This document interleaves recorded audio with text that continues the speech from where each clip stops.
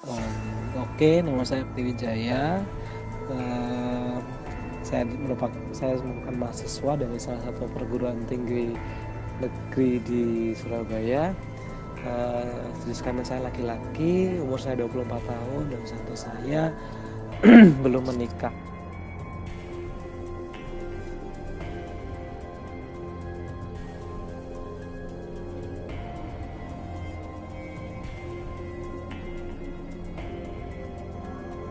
Yang terjadi antara saya dengan Gilang Bungkus itu sebenarnya hanya sebatas teman, cuman karena ada suatu momen di mana waktu malam itu setelah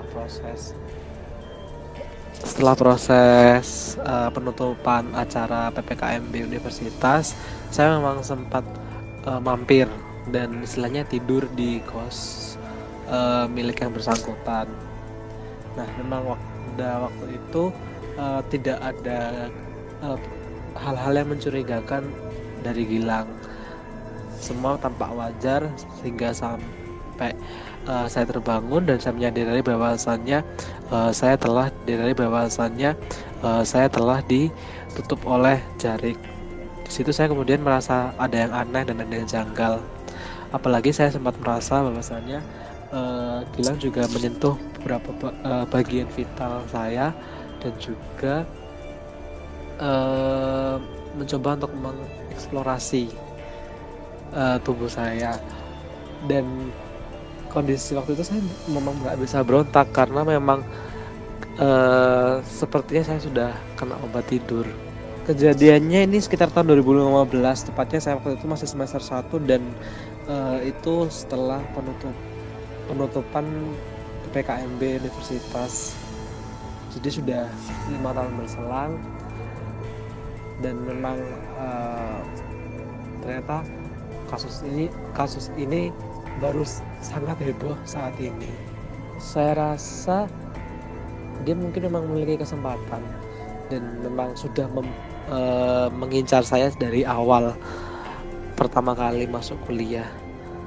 Tapi saya juga seperti yang sudah saya sampaikan kalau tidak ada hal yang mencurigakan atau yang janggal dari Gilang, karena memang Gilang sendiri saya kenal memang dia bisa berbaur dengan banyak orang. Jadi waktu itu saya memang pikir tidak ada yang tampak janggal dari yang bersangkutan.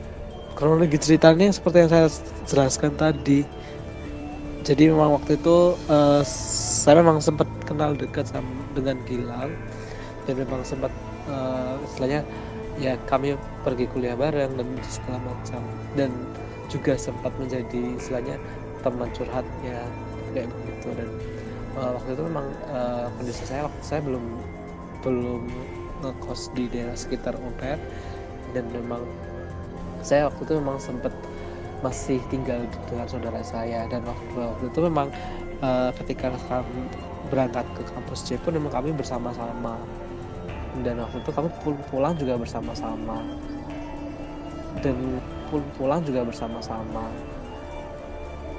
kami juga sempat mengobrol sebelum kami tidur gitu, karena waktu itu memang saya tidur duluan dan kemudian Gilang menyusul. Cuman waktu itu memang yang saya aneh adalah ketika saya tiba-tiba terbangun, saya mendapati diri saya ditutupi kain, tapi saya tidak bisa ngapa-ngapain.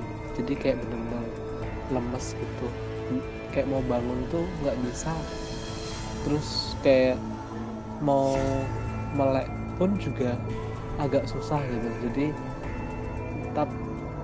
Jadi saya ya kayak diam aja gitu. Dan kemudian saya ingat kalau istilahnya ada sesuatu yang terjadi sama saya, dan akhirnya saya tanyakan ke Gilang, tapi karena Gilang mengelak, akhirnya saya juga keluar dari kosnya dia dengan keadaan marah. Dan dari saat itulah saya kemudian sudah tidak menghubunginya lagi. Tapi kemudian beberapa hari berikutnya saya mencoba untuk istilahnya menyelesaikan ini secara kekeluargaan, dan dari situ saya sudah memutuskan untuk tidak peduli lagi dengan kondisi dia. Namun sampai hari ini ternyata saya masih mendapatkan banyak kabar kalau bahwasanya dia masih mencari banyak, ya karena pada waktu itu saya merasa kasihan dengan dia karena dia berasal dari luar pulau, yang mana dia mahasiswa rantau. Jadi ya saya istilahnya kayak memberikan sedikit kesempatan lah, ya udah semoga dengan kesempatan yang saya berikan dia mau berubah. Dan memang pada waktu itu saya masih belum ngeh kalau ternyata saya mungkin adalah korbannya yang kesekian.